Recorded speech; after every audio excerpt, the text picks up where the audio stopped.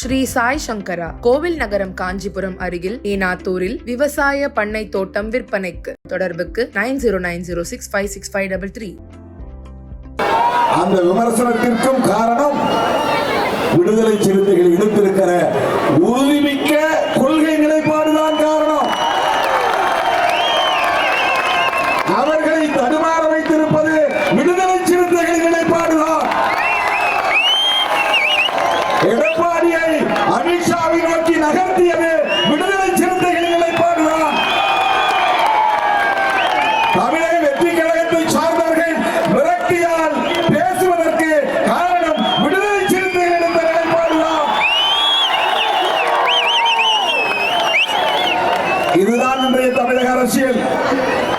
அப்படி சுற்றி சுழற்றி பார்த்தால், சுற்றி வளைத்து பார்த்தால், தமிழக அரசியலின் மைய புள்ளியாக இன்றைக்கு விடுதலை சிறுத்தைகள் இருக்கிறது என்பதை மறந்துவிடக் கூடாது. விவாதங்களில் பேசுகிறவர்கள் அதை கடந்து போவார்கள், பேச மாட்டார்கள். அதனால் திருமாவளவனுக்கு ஒரு முக்கியத்துவம் கிடைத்துவிடும் என்று பேச மாட்டார்கள். விமர்சிப்பதற்கு என் பெயரை எடுப்பார்கள். இவர் திமுகவுக்கு கொத்தடிமை, திமுகவுக்கு சொம்படிக்கிறார்கள், 2 சீட்டுக்காக அங்கேயே கிடப்பார்கள். மூடர்களே, அற்பர்களே, உங்களுக்கு களத்தில் பணியாற்றிய அனுபவம் இருந்தால் சிறுத்தைகளின் வரலாறு உங்களுக்கு தெரிந்திருக்கும். சிறுத்தைகளின் போராட்டம் என்ன என்பது உங்களுக்கு தெரிந்திருக்கும்.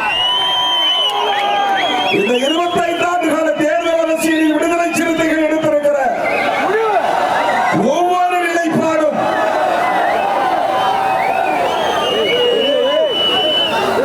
ஒரு கொதிநிலையில் இருந்து எடுத்த நிலைப்பாடு.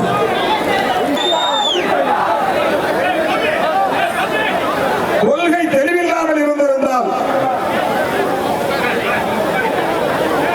குழப்பத்தோடு இருந்திருந்தால், தன்னலத்தோடு நான் சிந்தித்திருந்தால், என்னை மட்டுமே நான் முன்னிறுத்தி இருந்தால் என்னுடைய முடிவுகள் தவறாக இருந்தது.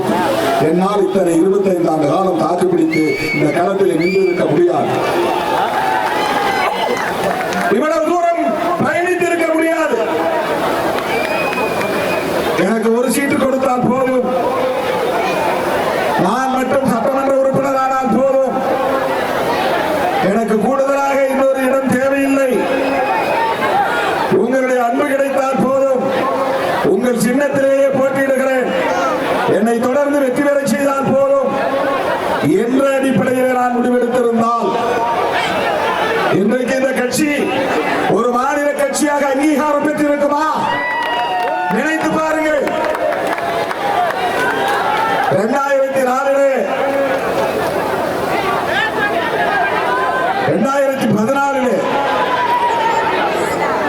திமுகவோடு கூட்டணியில் 2 தொகுதிகள் வேண்டும் என்று கேட்டபோது ஒரு தலைவரின் இடத்திலே சொன்னார், எதற்காக நீங்கள் 2 இடம் கேட்டு சண்டை போடுகிறீர்கள்? உங்களுக்கு ஒரு இடம் கொடுக்குறாங்க, சின்னத்தில் நின்று ஜெயிச்சு போங்க. ஏற்கனவே நீங்க 2 தொகுதி சட்டமன்றத்தில் வெற்றி பெற்றீங்க. அதுல 2 பேர்ல ஒருத்தர் உங்களை விட்டு போயிட்டார். உங்களால் காப்பாற்ற முடிந்ததா? 2 எம்எல்ஏவை கடைசி வரையும் உங்களால் வைத்திருக்க முடியவில்லை. எதற்காக இன்னொரு எம்பி வேண்டும் என்று நீங்கள் கேட்கிறீர்கள் என்று எனக்கு அறிவுரை சொன்னார்கள்.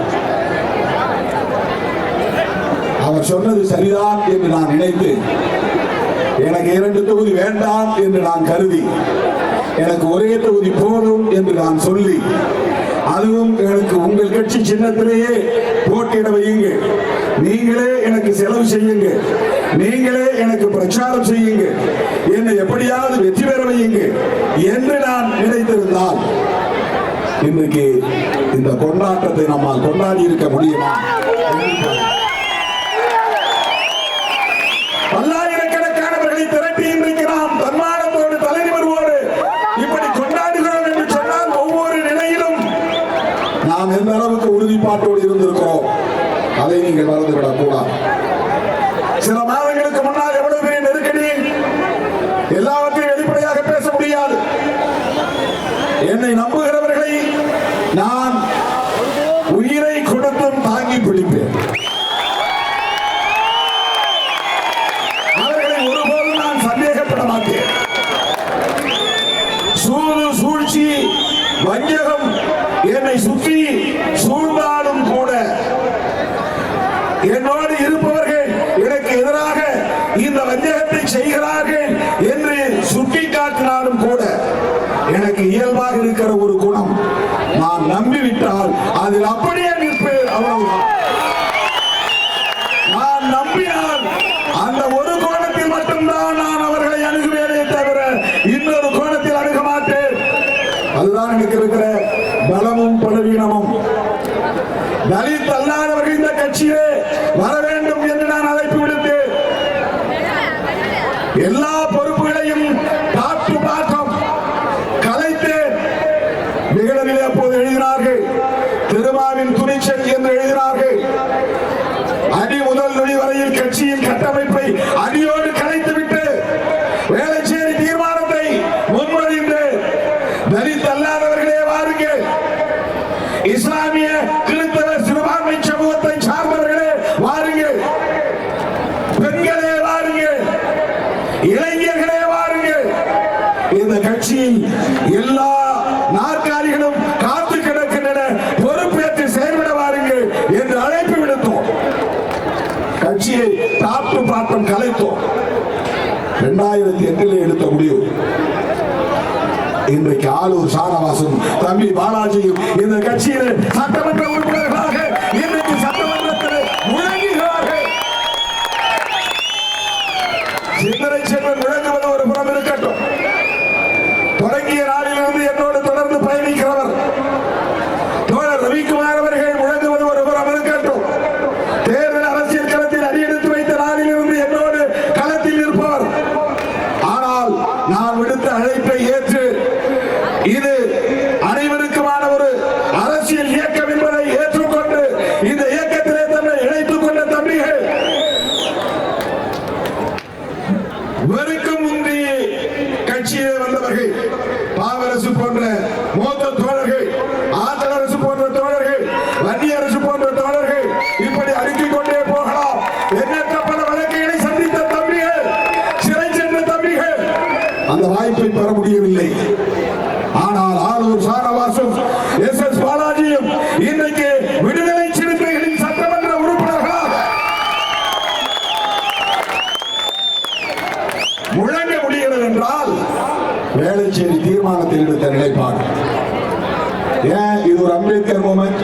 எதுக்கு தலித் அல்லாதவர்கள்? அம்பேத்கரை பற்றி பேச மட்டும் இருந்தால் போதும், ஷெட்யூல் காஸ்ட் மக்களுக்கான பிரச்சனைகள் மற்றும் பேசினால் போதும் என்று பேசக்கூடிய எத்தனையோ தோழர்களும் இருந்தார்கள் கட்சியிலே. அதை தாண்டி நாம் எடுத்த முடிவு அதுதான் வேளச்சேரி தீர்மானம்.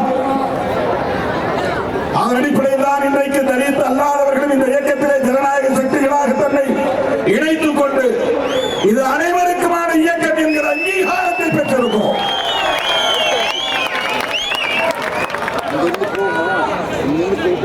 கம்பன் அவர்கள் பேசுகிற போது அத்தனை சின்னங்களையும் அவருக்கே உரிய பாணியில் எடுத்துரைத்தார். சைக்கிளில் பயணத்தை தொடங்கினார், அம்பு ஏவினார், இரட்டை மெழுகுவர்த்தியை காட்டி வெளிச்சம் தேடினார், மோதிரம் வெற்றி கடையாளி அணிந்து கொள்ளலாம் என ஆசைப்பட்டார். ஆனால் அவற்றிலெல்லாம் அவரால் வெற்றி காண முடியவில்லை. முதலாக சட்டமன்ற உறுப்பினராக திருமாவளவன் சட்டமன்றத்தில் அடியெடுத்து வைத்ததற்கு உதயசூரியன் தான் காரணமாக இருந்தது. அதுவும் ஒரு நட்சத்திரம் தான். 2009 நட்சத்திரம் சின்னத்தில் வெற்றி பெற்றோம். அப்போது உதயசூரியனுடைய துணையோடு தான் நாம் வெற்றி பெற்றோம். இன்றைக்கு தமிழ்நாட்டிலே ஒரு மாநில கட்சியாக அங்கீகாரம் பெற்றிருக்கிறோம். அதுவும் உதயசூரியனின் துணையோடு தான் இந்த அங்கீகாரத்தை பெற்றிருக்கிறோம். சைக்கிளிலே நின்ற போது நான் இந்த சின்னம் வேண்டாம் என்று சொல்லவில்லை. அம்பிலே நின்ற போது நான் இந்த சின்னம் வேண்டாம் என்று நினைக்கவில்லை. 2001 உதயசூரியன் சின்னத்திலே போட்டியிட்ட போதும் நான் தனிச்சின்னத்திலே போட்டியிட வேண்டும் என்கிற பிடிப்புடன் இல்லை. ஆனால் 2006 இருந்து தொடர்ச்சியாக தனிச்சின்னத்தில் தான் நிற்போம். ஜெயலலிதா அம்மா கூப்பிட்டு கேட்டாங்க, ஏன் நீங்க ரெட்டலில நின்னா என்ன? சசிகலா அம்மா கூப்பிட்டு கேட்டாங்க, உங்களுக்கு 9 தொகுதி, பாண்டிச்சேரியில ஒரு தொகுதி, 10 தொகுதியில் ரெட்டலில நின்னீங்கன்னா 10 ஜெயிக்கலாம் சொன்னாங்க. இல்லம்மா, நாங்க அங்கீகாரம் பெறணும். அப்ப அவங்களுக்கு சொன்னேன், இது திட்டமென வந்தது அல்ல. நாம் எடுத்த நிலைப்பாட்டில் எவ்வளவு தூரம் நாம் உறுதியாக இருந்திருக்கிறோம் என்பதை நீங்கள் புரிந்து கொள்ள வேண்டும். 2006 எம் நடராஜன் தான் எங்களை இணைத்து விட்டார் அந்த கூட்டணியில. அவர் வீட்டிலே அழைத்து பேசினார். தம்பி, நான் சொல்றது தப்பா எடுத்துக்காதீங்க, அதிமுக கூட்டணியில போட்டியிட்டு சேகு தமிழரசர் ரெட்டலில் தான் பல முறை ஜெயிச்சிருக்கிறார். அவரை நாங்க என்ன சுதந்திரமா செயல்படக்கூடாதுன்னு சொல்லி இருக்கிறோமா? சின்ன ரெட்டையில, ஆனா கட்சி குடியரசு கட்சி, அந்த மாதிரி நீங்களும் செயல்படலாமே சொன்னார். ஆதி காலத்தில் இருந்து தலித் இயக்கங்கள் திமுகவோடு அதிமுகவோடு கூட்டணி வைத்து தேர்தல் களத்தை சந்தித்திருக்கிறார்கள், வெற்றி பெற்றிருக்கிறார்கள். ஜி மூர்த்தி வெற்றி பெற்றிருக்கிறார். அதற்கு பிறகு சேக்கு தமிழரசன் பல தொகுதிகளில் வெற்றி பெற்றிருக்கிறார். ஐயா இளையபெருமாள் 2 தொகுதி வாங்கி அதிமுக கூட்டணியிலே இரட்டை இலை சின்னத்தில் போட்டியிட்டு 2ம் வெற்றி பெற்றிருக்கிறார். இது வரலாறு. தமிழக அரசியல் களத்தில் தலித் இயக்கங்கள் திராவிட கட்சிகளோடு கூட்டணி வைத்த போதெல்லாம் ஒன்று இரட்டை இலை சின்னம், பெரும்பாலும் தலித் இயக்கங்கள் இரட்டை இலை சின்னத்தோடு தான் நீண்ட காலம் பயணித்திருக்கிறார்கள். குடியரசு கட்சி முதல் முறையாக தனி சின்னத்திலே போட்டியிடுவோம் என்கிற முடிவை எடுத்து ஒரு தேர்தல் அல்ல, 2 தேர்தல் அல்ல, பல தேர்தல்களில் 2006 சட்டமன்ற பொதுத் தேர்தல், 2009 நாடாளுமன்ற பொதுத் தேர்தல், 2011 சட்டமன்ற பொதுத் தேர்தல், 2014 நாடாளுமன்ற பொதுத் தேர்தல், 2016 தனி கூட்டணி சட்டமன்ற பொதுத் தேர்தல், 2019 நாடாளுமன்ற பொதுத் தேர்தல், 2021 சட்டமன்ற பொதுத் தேர்தல், 2024 நாடாளுமன்ற பொதுத் தேர்தல். இத்தனை தேர்தல்களிலும் ஒவ்வொரு முறையும் கூட்டணி அமைக்கிற போதெல்லாம் நீங்கள் தனி சின்னத்திலே, சுயேட்சை சின்னத்திலே, கடைசி நேரத்திலே 15 நாள் இடைவெளியிலே சுயேட்சைகளோடு சின்னம் வாங்கி எப்படி மக்களிடத்திலே கொண்டு போய் சேர்ப்பீர்கள்? அதில் தோற்று போனால் எம் நடராஜனிடத்திலும் நான் சொன்னேன், உங்களோடு சேர்ந்துதான் பாமக அங்கீகாரம் பெற்றது. உங்களால் பாமக அங்கீகாரம் பெற்றது. உங்களோடு சேர்ந்துதான் மதிமுக அங்கீகாரம் பெற்றது. உங்களால் அந்த கட்சி அங்கீகாரம் பெற்றது. மூன்றாவதாக உங்களோடு சேர்ந்து விசிக அங்கீகாரம் பெற்றதாக இருக்கட்டும்.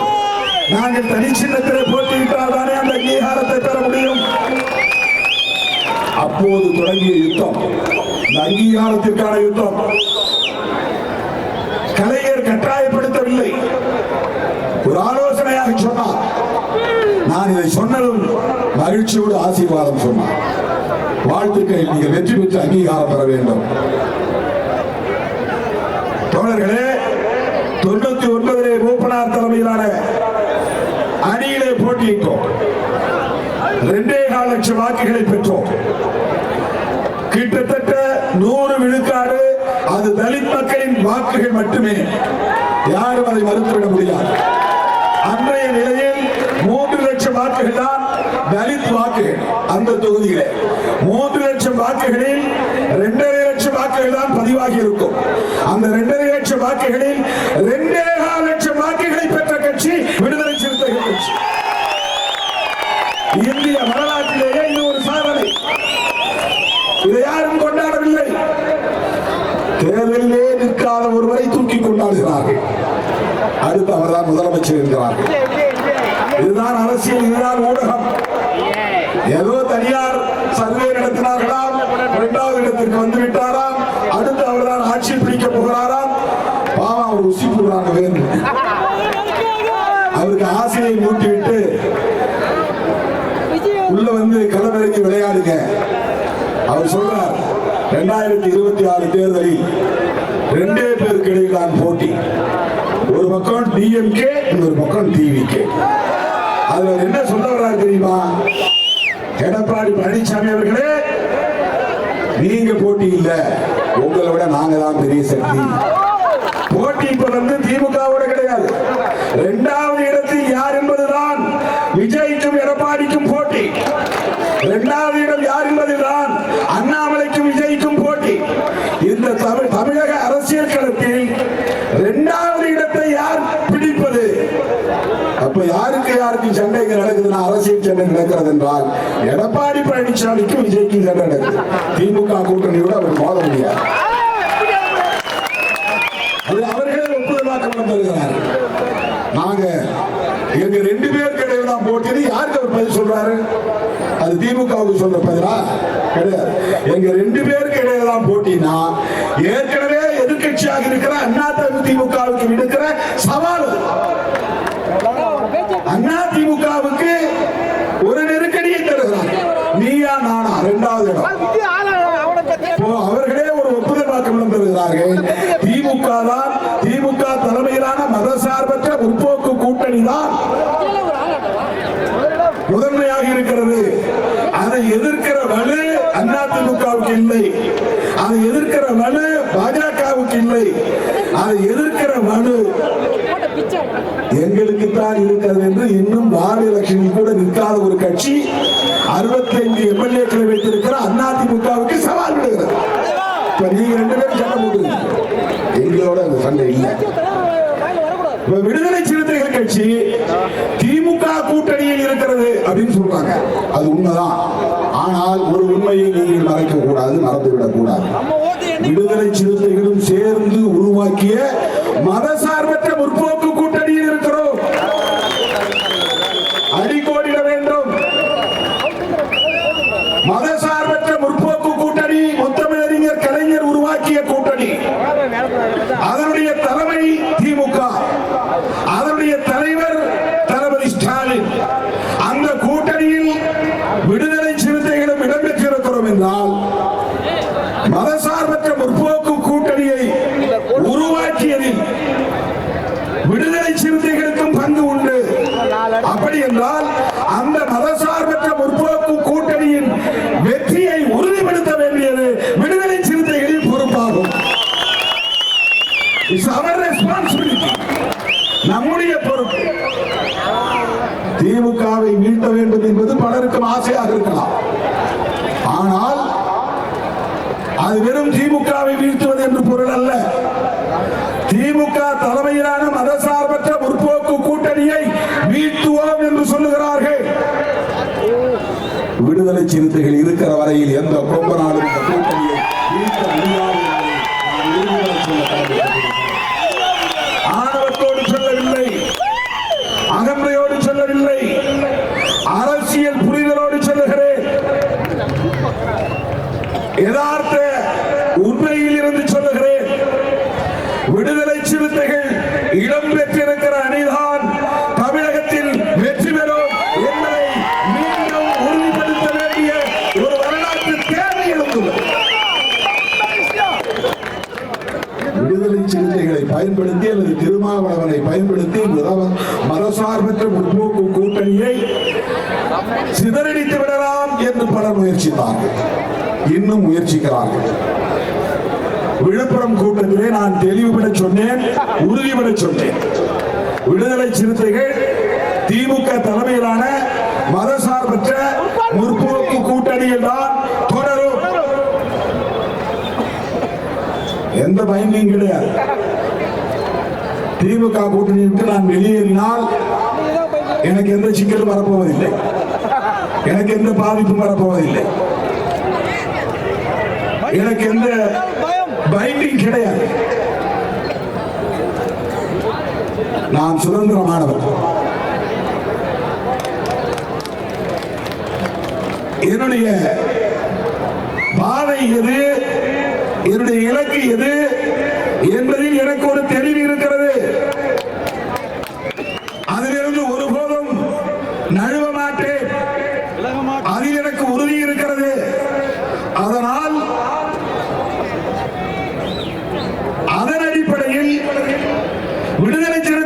கட்சி ஒரு நிலைப்பாட்டை எடுத்து அதில் உறுதியாக இருக்கிறது. இதுக்கு அவங்க ஒவ்வொரு கற்பிதம், இவங்க ஏதோ கமிட் ஆகிட்டாங்க, 2 சீட்டுக்காக பயந்துட்டாங்க கிடக்கிறாங்க. நான் பல கூட்டங்களில் பேசியதை போல திராவிட முன்னேற்ற கழக கொள்கைகளோடு எங்களுக்கு உடன்பாடு இருக்கிறது. ஆட்சி நிர்வாகத்தில் நடைமுறை சிக்கலில் எங்களுக்கு இடையில் வேறுபாடுகள் இருக்கலாம், முரண்பாடுகள் எழலாம். இன்றைக்கு கூட முதலமைச்சரை நேருக்கு நேராக நான் விழித்து பேசுகிற போது அண்ணன் என்கிற உரிமையோடு உங்களிடத்தில் எல்லாம் நான் முன்வைக்க கடமைப்பட்டிருக்கிறேன் என்று சொன்னேன். என்ன சொன்னேன்? நீங்கள் இந்த சமூகத்தின் மீதான வன்கொடுமைகளை தடுக்க வேண்டும், இந்த மக்களை மேம்படுத்த வேண்டும் என்று எண்ணற்ற பல திட்டங்களை உருவாக்கி நடைமுறைப்படுத்துவதிலே பொறுப்புணர்வோடு செயல்படுகிறீர்கள். ஆனால் நடைமுறைப்படுத்துகிற அதிகார வர்க்கம் அதை நடைமுறைப்படுத்துகிற போது தலித் மக்களுக்கு பாதிப்பு ஏற்படுகிற வகையில் சில நிலைப்பாடுகளை எடுக்கிறார்கள் என்று சுட்டிக்காட்டினேன். கூட்டணியில் இருந்து கொண்டே திருமாவளவன் இந்த மக்களுக்கான பிரச்சனைகளை துணிச்சலாக எடுத்துச் சொல்லுகிறான் என்று சொல்லுவதற்கு இங்கே துணிச்சல் உள்ளவர்கள் யாரும் இல்லை. வேங்கவேலுக்கு 2 நாள் இடைவெளியில் நான் போய் சேர்ந்தேன். 31ஆம் தேதி எல்லோரும் நீதியர் கொண்டாட்டத்தின் போது நான் போராட்ட களத்தில் நின்றேன். 5000 பேரை திரட்டி போராட்டம் நடத்தினோம். என்னுடைய தலைமையில் புதுக்கோட்டையில் அந்த ஆர்ப்பாட்டம் நடந்தது. அதன் பிறகு அத்தோடு நின்று விடாமல் தமிழ்நாடு முழுவதும் அனைத்து மாவட்ட தலைநகரங்களிலும் நீதி கேட்டு போராடினோம். அதன் பிறகு பாதிக்கப்பட்டவர்களுக்கு நீதி கிடைக்க வேண்டும் என்பதற்காக சட்டப்பூர்வமான நடவடிக்கைகளை மிக தீவிரமாக நாம் மேற்கொண்டோம். நம்முடைய அழுத்தத்திற்கு பிறகுதான் சிபிசிஐடி விசாரணையும் போடப்பட்டது, நியமிக்கப்பட்டது. அதிலும் நமக்கு திருப்தி ஏற்படாத நிலை முதலமைச்சர் அவர்களை சந்தித்து இந்த வழக்கை சிபிஐ விசாரணைக்கு ஒப்படையுங்கள் என்று சொன்ன கூட்டணி கட்சி ஒரே கட்சி விடுதலை சிறுத்தைகள் கட்சி. அது என்ன பொருள்? நாங்க கூட்டணியில் இருக்கிறோம், தளபதியின் தலைமையை ஏற்றுக்கொண்டிருக்கிறோம். அவருடைய அரசு அவருடைய தலைமையில் விசாரணை நடத்துகிறது, புலன் விசாரணை நடத்துகிறது. காவல்துறை அமைச்சரே அவர்தான். அவருடைய தலைமையில் இயங்கக்கூடிய காவல்துறையின் புலன் விசாரணையில் எங்களுக்கு நம்பிக்கை இல்லை என்று சொல்லுகிற துணிச்சல், தோழமையோடு சுட்டிக்காட்டுகிற துணிச்சல் விடுதலை சிறுத்தைகளுக்கு தான் இருக்கிறது. நேர்மை கரத்தோடு எவனாவது இதை பேசுகிறானா? இல்லை. நாங்கள் தயங்குகிறோம், பேசவில்லை. சிபிஐ விசாரணை கேட்கிறோம் என்றால் என்ன பொருள்? சிபிஐ யாருடைய கண்ட்ரோலில் இருக்கிறது? அது பாஜக அரசின் கட்டுப்பாட்டில் இருக்கிற ஒரு துறை. இந்திய ஒன்றிய அரசாங்கத்தின் கட்டுப்பாட்டில் இருக்கிற ஒரு துறை. நாங்கள் போய் என்ன கோரிக்கை வைக்கிறோம்? முதலில் போலீஸ் விசாரணை சரியில்லை என்றோம், 2வது சிபிசிஐடி விசாரணை சரியில்லை என்றோம், 3வது சிபிஐ விசாரணை வேண்டும் என்றோம். அதுக்கு என்ன பொருள்? முதல்வர் அவர்களே, உங்கள் தலைமையின் கீழ் இயங்கக்கூடிய காவல்துறையின் புலன் விசாரணையில் எங்களுக்கு நம்பிக்கை இல்லை, உடன்பாடு இல்லை என்றுதானே பொருள். இதை சொல்லுகிற துணிச்சல் தோழமை கட்சிக்கு இருக்கிறது என்று யாராவது சுட்டிக்காட்டியதுண்டா? பாராட்டியதுண்டா? ஏன் போகல? போகாத ஆளுக்கு வக்காலத்து வாங்குறாங்க, போனவருக்கு விமர்சனம் பண்றது, போராடக்கூடியது. சிந்தனை செல்வன் கேள்வி எழுப்பியதை போல யாராவது எதிர்கட்சியாக இருக்கிற எடப்பாடி பழனிசாமி ஏன் இதுவரையில் வேங்கவேல் போகவில்லை என்று பேசியதுண்டா? அவரே பேசவில்லை. இது எவ்வளவு பெரிய வாய்ப்பு! திமுக அரசுக்கு எதிராக நெருக்கடி கொடுப்பதற்கு எவ்வளவு பெரிய வாய்ப்பு! எப்படி தலித் மக்கள் மீது இந்த வழக்கை நீங்கள் திருப்பி விட்டீர்கள் என்று ஏன் பேச தயங்குகிறார்? எது தடுக்கிறது? யார் அவரை தடுக்கிறார்கள்? தலித்துகள் பாதிக்கப்பட்டால் கேள்வி எழுப்ப மாட்டோம் என்பது எவ்வளவு பெரிய ஆணவம்! ஏன் கேள்வி எழுப்பவில்லை? அவர்கள் உங்களுக்கு வாக்களிக்கவில்லையா? தமிழ்நாடு முழுவதும் உங்களுக்கு மக்களுக்காக அவர்கள் களப்பணியாற்றவில்லையா? அப்படிப்பட்ட ஒரு சமூகத்தை சார்ந்தவர்கள் பாதிக்கப்படுகிற போது அதை பற்றி சட்டமன்றத்தில் கூட பேசுவதற்கு அதிமுக ஏன் தயங்குகிறது? பாஜக ஏன் பேசவில்லை? அந்த கூட்டணி இடம்பெற்றவர்கள் ஏன் பேச தயங்குகிறார்கள்? நாங்க ஒரே கூட்டணியில் இருக்கிறோம். தளபதி ஸ்டாலின் அவர்களின் தலைமையில் இருக்கிறோம். நாங்க பேசுகிறோம், நாங்க கேட்கிறோம். இந்த புலன் விசாரணை எங்களுக்கு நம்பிக்கை இல்லை என்று சொல்லுகிறோம். இதைவிட வேற என்ன துணிச்சல் வேண்டும்? இதைவிட வேற என்ன நேர்மை தர வேண்டும்? இதைவிட வேற என்ன மக்கள் மீதான பற்றுதல் வேண்டும்? அவங்களுக்கு என்ன கவலைன்னா, என்னடா இவனை வச்சு உடைக்கலாம்னு பார்த்தோம், உடைக்க முடியுது.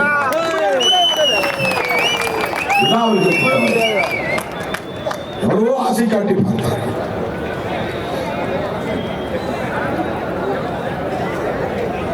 திருமாவளவனை மயக்குகிற ஆற்றல் பெற்ற யாரும் இந்த மண்ணில் இன்னும் பார்க்கவில்லை. திருமாவளவனை நிலை பேசுகிற துணிச்சல் பெற்றவர்கள் யாரும் இங்கே பார்க்கவில்லை. நான் திருவண்ணாமலையில் நிறைந்த பல ரிஷிமார்கள் தங்கியிருப்பதாக சொல்லப்படுகிற இடம் இது. ராமகிருஷ்ணர் ரமணருடைய ரமண மகரிஷியுடைய புனித தலம் என்று போற்றப்படுகிற ஒரு இடம். அந்த இடத்தில் இருந்து நான் சொல்லுகிறேன், அரசியல் களத்திலும் ஒரு பற்றற்றவனாக இருந்துதான் நான் பணியாற்றிக் கொண்டிருக்கிறேன்.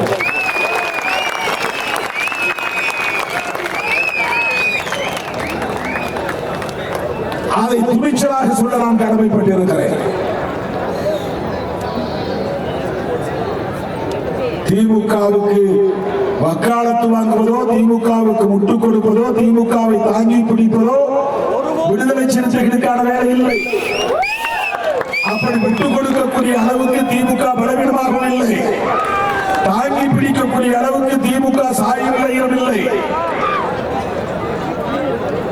எத்தனையோ பல ஜாம்பவான்களை எல்லாம் வீழ்த்தி மீண்டும் மீண்டும் ஆட்சி கட்டளில் ஏறிய இயக்கம் திராவிட முன்னேற்ற கழகம் என்பது வரலாறு. யார் யாரோ முயற்சித்து பார்த்தார்கள், என்னென்னவோ பகிரத முயற்சிகள் எல்லாம் எடுத்தார்கள். அவர்களை எல்லாம் இடது கையால் ஓரமாக புறந்தள்ளிவிட்டு வீரர்களை போட்டுக் கொண்டிருக்கிற ஒரு இயக்கமாக இந்த களத்திலே திமுக இருக்கிறது என்பதை யாரும் மறுக்க முடியாது. அந்த உண்மை உங்களுக்கு கசக்கலாம், ஆனால் கசந்தாலும் அதுதான் உண்மை. கசந்தாலும் அதுதான் உண்மை. ஈழத்தமிழர் பிரச்சனையிலே கலைஞர் தான் காரணம் என்று தமிழ்நாட்டு அரசியல்வாதிகள் அவருக்கு எதிராக திருப்பிவிட்டார்கள். ராஜீவ் படுகொலையிலே கலைஞரும் திமுகவும் தான் காரணம் என்று எதிராக திருப்பிவிட்டார்கள். ராஜீவ் படுகொலைக்கு பிறகு 1991 நடைபெற்ற சட்டமன்ற பொதுத் தேர்தலில் திமுக 2 இடங்களில் தான் வெற்றி பெற்றது, அழிந்தே போனது என்றார்கள். மீண்டும் பீனிக்ஸ் பறவை போல திமுக ஆட்சி கட்டிலை கைப்பற்றியதை நாம் பார்த்தோம். இதெல்லாம் நாம் கற்றுக்கொள்ள வேண்டிய பாடம். விமர்சனங்களை நாம் கண்டு அஞ்சக்கூடாது, அவதூறுகளை கண்டு நாம் ஒருபோதும் கலங்கக்கூடாது. நம்மை பிடிக்காதவர் ஒருபோதும் நம்மை ஏற்றுக்கொள்ள மாட்டான், பாராட்ட மாட்டான், போற்ற மாட்டான், வாழ்த்த மாட்டான், ஊக்கப்படுத்த மாட்டான். எப்போதும் விமர்சித்துக் கொண்டேதான் இருப்பார். இதுதான் கலைஞரின் அரசியல், நாமும் கற்றுக்கொள்ள வேண்டிய அரசியல். நாமும் கற்றுக்கொள்ள வேண்டிய அரசியல். நம்மை சீண்டுவார்கள், தூண்டுவார்கள், ஆசை காட்டி பார்ப்பார்கள். நம்ம தம்பி சில பேர் இந்த யூடியூப் சேனலுக்கு ஆசைப்பட்டு போய் பேட்டி கொடுக்குறாங்க. இந்த முன்னணி தோழர்கள், திருமாவின் தம்பியாக இருந்து நீங்கள் அரசியல் பணி செய்ய வேண்டும். எவன் காட்டுகிற மயக்க வித்தைகளுக்கு நீங்கள் ஆட்பட்டு விடக்கூடாது. அதான் தற்காலிகமான 2 நாள் உங்களுக்கு மட்டும் வர வயதில் ஆர்டிபிஷியல் இன்டெலிஜென்ஸ். நீங்க உங்க படத்தை பார்த்தீங்கன்னா மறுபடியும் உங்களுக்கே அது வந்துகிட்டு இருக்கும். நிறைய பேருக்கு தெரியாது. நீ பேட்டி கொடுத்ததே போய் அப்படி எவனாவது வாயை சீன்றதுக்குன்னு கூப்பிடுவோம். பேட்டி கொடுக்காதீங்க, தேர்தல் வரையிலும் வாயை முடிக்கிட்டு இருக்காங்க. கட்சிகளுடைய முன்னணி தோழர்களுக்கு நான் சொல்றேன், முன்னணி தோழர்களுக்கு நான் தோழர்களோடு சுட்டி காட்ட விரும்புகிறேன். உங்களை வாங்க தோழர், உங்க நிலைப்பாட்டை எடுத்து சொல்லுங்க தோழர். உங்க பேட்டியை நாங்கள் வைரல் ஆக்கி விட்டுறோம். அதனால என்ன பயன்? இந்த கூட்டணியை உடைப்பதற்கு பல சதி வேலைகளை செய்து கொண்டிருக்கிறார்கள். கூலி வாங்கி கொண்டு செயல்பட்டுக் கொண்டிருக்கிறார்கள். அதற்கு நாம் ஒருபோதும் இடம் கொடுத்து விடக்கூடாது. சங்கிகள் இந்த மண்ணிலே கால் ஊன்றுவதற்கு அவர்களின் உத்தி என்னவென்றால், முதலில் அதிமுகவை பலவீனப்படுத்துவதுதான், திமுகவை பலவீனப்படுத்துவதல்ல. அவர்களின் இம்மீடியட் டார்கெட், உடனடியான இலக்கு என்பது திமுகவை எதிர்த்து நிற்கிற அடுத்த எதிர்க்கட்சி பாஜக என்பதை 2026 நிலைப்படுத்த வேண்டும் என்பதுதான். ஆகவே எடப்பாடி அவர்கள் தப்பி தவறி அதிமுகவோடு போனால் கதை முடிந்தது. அவ்வளவுதான். பாஜகவோடு மன்னிக்க வேண்டும், அதிமுக பாஜகவோடு போனால் கதை முடிந்தது. அவங்க கணக்கு போடுறாங்க. அவர் சொல்றாரு, இந்த இவிஎம்ல நாங்க தில்லுமுள்ளு பண்ணி ஆட்சிக்கு வந்துருவோங்கிற மாதிரி சொல்றாங்க. அமித்ஷா சொல்றார் நாங்களா தமிழ்நாட்டில் ஆட்சி. இன்னும் 100 மோடி பிறந்து வர வேண்டும் தமிழ்நாட்டில்.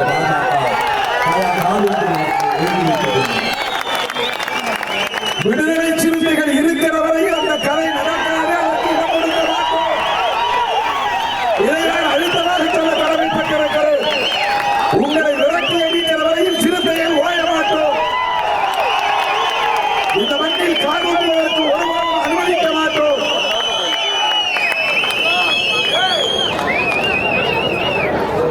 இன்னும் சொல்ல விரும்புகிறேன், திராவிட முன்னேற்ற கழகத்தை விட ஒருபடி மேலே நாங்கள் இருப்போம். ஜனாதன சக்திகளை, சனாதன சக்திகளை விரட்டி அடிப்பதிலே, வீழ்த்துவதிலே, உங்கள் சதியை முறியடிப்பதிலே, உங்கள் சூடு சூழ்ச்சியை வீழ்த்துவதிலே நாங்கள் முதன்மையை. அதுதான் எடுத்திருக்கிற உறுதிப்பாடு. இன்னைக்கு நாங்கள் எது எடுத்திருக்கோம்னா, நாளைக்கு எத்தனை சீட்டு 6 7ஆகுமா 8ஆகுமான்றான். 6 10 ஆனாலும் நாங்கள் ஒன்றும் ஆட்சி பிடிக்க போறதில்லை. 6 20 ஆனாலும் நாங்கள் ஆட்சி பிடிக்க போறதில்லை. ஆனால் நாங்கள் ஆட்சியை அமைக்கக்கூடிய வலிமை பெற்றவர்கள். விடுதலை சிறுத்தைகள் இருக்கிற வழி ஆட்சியை கைப்பற்றுவதற்கு, ஆட்சி அமைப்பதற்கு வலுவான ஒரு சக்தி என்பதை இந்த தேர்தலில் மீண்டும் நாங்கள் உறுதிப்படுத்துவோம். 6 8ஆவதா 8 10ஆவதாங்கிறது பிரச்சனை அல்ல. அது பிரச்சனை அல்ல. ஆனால் நாங்கள் தான் தமிழக அரசியலில் சூத்திரதார சக்தி, மைய சக்தி என்கிற ஒரு வலுவான அரசியல் இயக்கமாக இருப்போம். இந்த தேர்தல் எங்கள் இலக்கதுதான். நீங்க யோசித்து பாருங்க, பெரியார் வெளிவந்த திராவிட முன்னேற்ற கழகம் ஆட்சியில் இருக்கிற போது, சமூக நீதியை உயிர் மூச்சாக கொண்டிருக்கிற திராவிட முன்னேற்ற கழகம் ஆட்சியில் இருக்கிற போது, அண்ணா மடியில் தவழ்ந்து, பெரியார் அரவணைப்பில் வளர்ந்து, முத்தமிழறிஞர் கலைஞரின் வழிகாட்டுதலில் வளர்ந்து, இன்றைக்கு ஆட்சி பீடத்தில் அமர்ந்திருக்கிற தளபதி ஸ்டாலின் அவர்கள் முதலமைச்சராக இருக்கிற போது நாம் வேங்கவேல் போன்ற பிரச்சனைகளை எதிர்கொள்ள நேருகிறது. அதற்காக போராட வேண்டி இருக்கிறது. அவரிடத்தில் உரிமையோடு நாம் பேச முடிகிறது, உரிமையோடு வலியுறுத்த முடிகிறது. அவருக்கும் நம்முடைய கட்சிக்கும் இடையிலான கொள்கை நேர்வழியில் நேர்கோட்டில் இயங்குகிற கொள்கைகள்.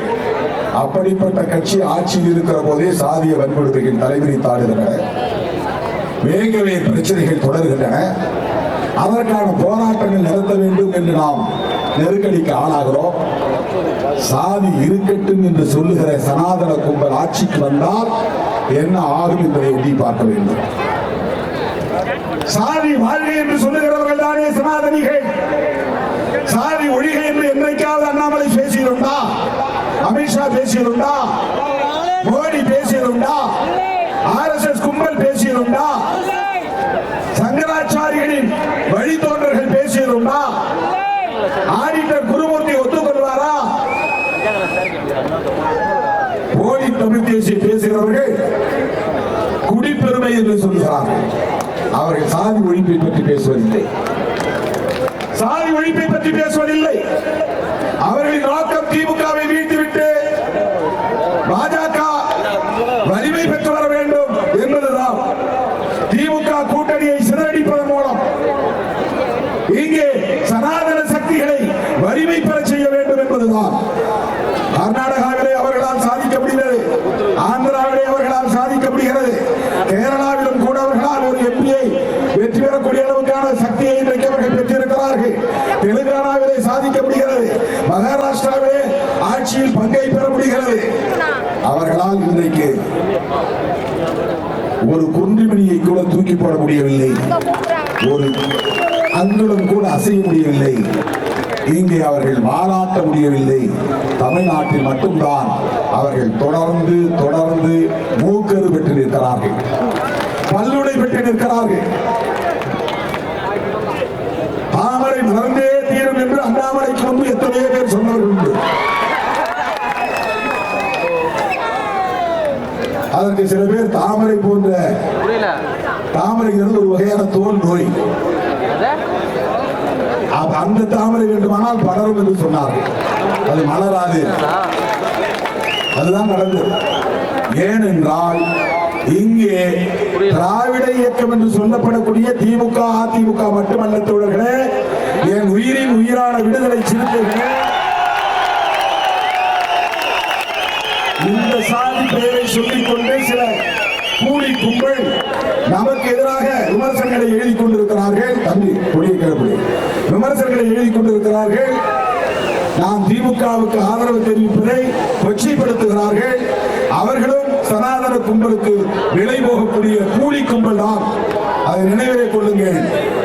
பெரியாருக்கு முன்னதாக, திராவிடர் கழகம் தோன்றுவதற்கு முன்னதாக 1800களின் பிற்பகுதியிலே 1879 பெரியார் பிறந்த ஆண்டு, 1891 திராவிட மகாஜன சபையை உருவாக்கியவர் பண்டிதர் அயோத்திதாசர். அப்ப பெரியாருக்கு என்ன வயசு? 12 வயசு. பெரியாருக்கு 12 வயசாக இருக்கிற போது தமிழ்நாட்டிலே திராவிட மகாஜன சபை என்கிற இயக்கத்தை உருவாக்கியவர் இந்த மண்ணின் மைந்தராக இருந்த, பூர்வீக குடியாக இருந்த பண்டிதர் அயோத்திதாசர். அவருடைய மைத்திரர் நெட்டமலை சீனிவாசன் ஆதி திராவிட மகாஜன சபை உருவாக்கினார். ரெவரண்ட் ஜான் ரத்தினம் 1882 என்று கருதுகிறேன். பெரியாருக்கு அப்போது 3 வயது. அப்போது ரெவரண்ட் ஜான் ரத்தினம் உருவாக்கிய இயக்கத்தின் பெயர் என்ன தெரியுமா? திராவிடர் கழகம். ரெவரண்ட் ஜான் ரத்தினம் உருவாக்கிய இயக்கத்தின் பெயர் திராவிடர் கழகம். பெரியாருக்கு முன்னாலேயே இந்த மண்ணில் திராவிடர் கழகத்தை உருவாக்கியவர் பறையர் குடியில் பிறந்த கிறிஸ்தவத்தை ஏற்றுக்கொண்ட ரெவரண்ட் ஜான் ரத்தினம், ஒரு தலித் கிறிஸ்தவர்.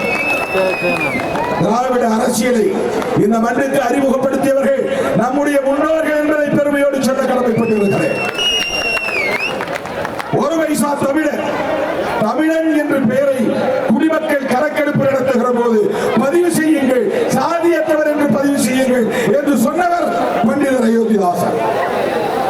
அப்படி பண்டிதர் சொல்லுகிற போது பெரியார் 15 வயது 20 வயது தான். அவர் இளைஞராக இருந்தார், விடுதலை பருவத்திலே இருந்தார். நீதி கட்சி உருவாவதற்கு முன்பு இந்த மண்ணில் ஆரியர்களை எதிர்த்தவர்கள் இந்த மண்ணின் பூர்வீக குடிகளான பறையர் குடி என்பதை மறந்துவிடக் கூடாது. ஆதிக்கத்தை எதிர்த்தவர்கள் இந்த மண்ணின் பூர்வீக குடிகளான பறையர்கள் என்பதை மறந்துவிடக் கூடாது. புரிந்து கொள்ள வேண்டும் என்பதற்காக சொல்லுகிறேன். நான் ஒரு நாளும் சாதி பெயரை சொல்லி பேசியதில்லை. ஆனால் திராவிட அரசியலுக்கான முன்னோடிகளாக, அந்த அரசியலுக்கான வித்தை ஊன்றியவர்களாக, பெரியாருக்கு முன்னோடியாக இந்த மண்ணிலே ஆரியத்தை எதிர்த்தவர்கள், பார்ப்பனியத்தை எதிர்த்தவர்கள், பிராமணர்களின் சூழ்ச்சியை முறியடித்தவர்கள் இந்த குடியில் பிறந்தவர்கள் தான். அந்த திராவிடத்தை அழிப்போம் என்கிறது பாஜக. அந்த திராவிடத்தை அழித்தொழிப்போம் என்கிறது RSS கும்பல். அந்த திராவிட அரசியலை என்கிறது மோடி, அமித்ஷா, கார்ப்பரேட் கும்பல். அந்த திராவிடத்தை அழிப்போம் என்கிறது போலி தமிழ் தேசிய கும்பல். அந்த திராவிடத்தை அழிப்போம் என்று இன்றைக்கு பல பேர் கிளம்பி இருக்கிறார்கள். திருமாவளவனை தாண்டி, சிறுத்தைகளை தாண்டி ஒருவனும் அடியெடுத்து வைக்க முடியாது தமிழக அரசியல். திராவிட முன்னேற்ற கழகம் இந்த திராவிட அரசியலை காப்பாற்றுகிறதோ இல்லையோ, விடுதலை சிறுத்தைகள் காப்பாற்றுவோம். அது எங்களுக்கான வரலாற்று கடமை, அது எங்களுக்கான அரசியல் கடமை. திராவிடம் என்பது நீ நினைப்பதை போல ஒரு நிலப்பரப்பு அல்ல. திராவிடம் என்பது நீ கொச்சைப்படுத்துவதை போல 4-5 மொழிகளின் கலவை அல்ல. திராவிடம் என்பது ஆரியம் என்கிற சனாதனத்தின் பகை. அது சனாதன பகை அரசியல். அதனால்தான் திருமாவளவன் இப்படி உரத்து பேச முடிகிறது, துணிந்து பேச முடிகிறது. 2 சீட்டு 3 சீட்டுக்காக போகிறார்கள். அந்த மூடர்களின் விமர்சனங்களை ஒருபோதும் நீங்கள் பொருட்படுத்த வேண்டாம். அவர்களுக்கு பதில் சொல்ல வேண்டாம், அவர்களுக்கு பதில் சொல்ல வேண்டாம். சாதி ஒழிப்பு என்பது ஒரு கட்சியால் முடியாது, ஒரு ஆட்சியால் முடியாது. அது ஒரு பண்பு மாற்றம். அது நீண்ட நெடிய கால போராட்டத்தின் விளைவாக நிகழ வேண்டிய ஒன்று. அதற்கு விடுதலை சிறுத்தைகளின் தலைமைத்துவம் மிக முக்கியமானதாக இருக்கிறது, இன்றியமையாததாக இருக்கிறது. இந்தியாவிலேயே விடுதலை சிறுத்தைகளை தவிர இந்த பார்வை உள்ள இயக்கம் அம்பேத்கர் இயக்கங்களே கிடையாது. இந்த பார்வை உள்ள இயக்கம் அம்பேத்கர் இயக்கங்களே கிடையாது. சாதி ஒழிப்பையும், தமிழ் தேசியத்தையும், பாட்டாளி வர்க்க அரசியலையும், பெண் விடுதலையையும், ஏகாதிபத்திய எதிர்ப்பையும் ஒரே களத்தில் முன்னெடுக்கிற ஒரு மகத்தான புரட்சிகர இயக்கம் விடுதலை சிறுத்தைகள் கட்சி. இந்த கொள்கைகளை பேசுகிற ஒரு அம்பேத்கர் இயக்கத்தை இந்தியாவிலே காட்டுங்கள். ஒரே ஒரு அம்பேத்கர் இயக்கத்தை இந்தியாவிலே காட்டுங்கள். மொழி வழி தேசியத்தை பேசுகிற இயக்கம் உண்டா? பாட்டாளி வர்க்க அரசியலை பேசுகிற இயக்கம் உண்டா? ஏகாதிபத்திய எதிர்ப்பை, கார்ப்பரேட் முதலாளியத்தை எதிர்க்கிற அரசியல் பேசுகிற இயக்கம் உண்டா? இந்தி திணிப்பை ஏன் சிறுத்தைகள் எதிர்க்கிறோம்? திமுகவோடு சேர்ந்ததால் மட்டும்தானா? திராவிடர் கழகத்தோடு இணைந்ததால் மட்டும்தானா? என் தாய்மொழி உலகில் தோன்றிய மூத்த மொழிகள் ஒன்று அன்னை தமிழ். அது நீண்ட நெடிய அறிவு பாரம்பரியத்தை கொண்ட ஒரு மொழி, வரலாற்று பாரம்பரியம் கொண்ட ஒரு மொழி. அந்த மொழியை அழிப்பதற்கு எவன் துணிந்தாலும் ஒருபோது விட மாட்டோம். அது எங்கள் தாய்மொழி. இன்றைக்கும் சமஸ்கிருதம் இல்லாமல் தூய தமிழில் பேசுகிற மக்கள் சேரிகளில் வாழ்கிற தலித் மக்கள் தான்.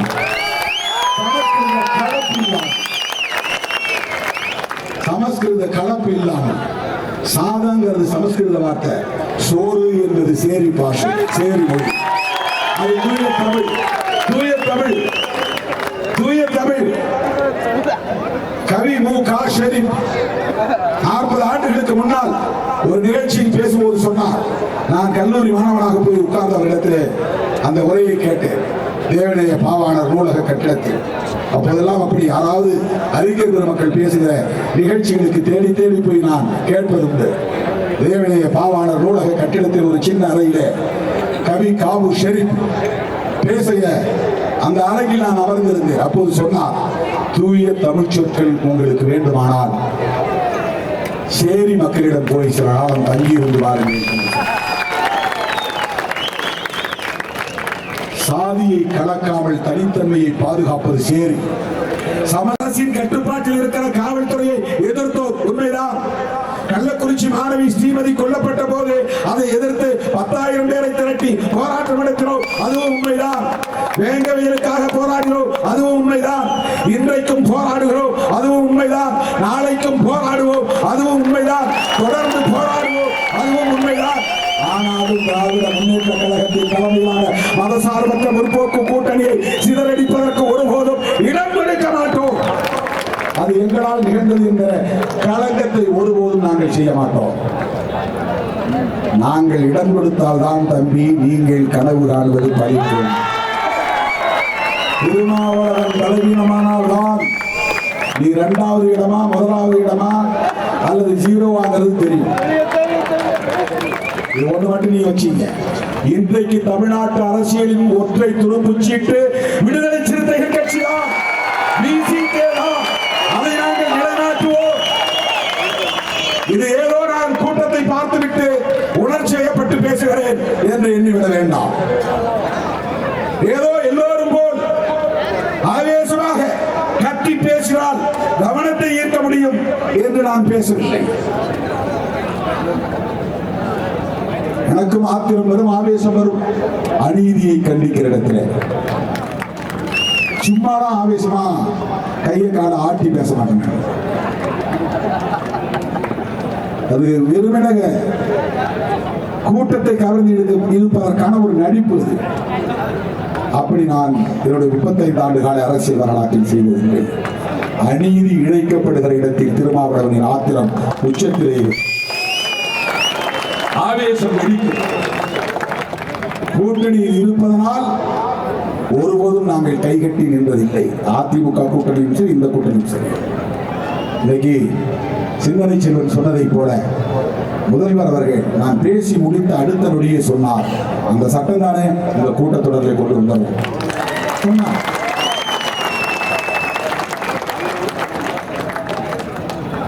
சப்ளான் துணை திட்டத்திற்கான சட்டம் தானே கொண்டு வந்துட்டார். எஸ்சி கமிஷன் வேணும். முத்தமிழறிஞர் கலைஞர்கிட்ட போய் மனு கொடுத்தோம். நானும் ரவிக்குமார் அவர்களும் அப்போ போய் எடப்பாடி பழனிசாமி அவர்களை சந்தித்து மனு கொடுத்தோம். State commission for SC ST, SC commission state commission போடுங்க மனு கொடுத்தோம். நடக்கல. இன்றைக்கு தளபதி ஸ்டாலின் அவர்கள் அந்த கமிஷனர் வந்த உடனே போன் போட்டு எனக்கு பேசினாங்க.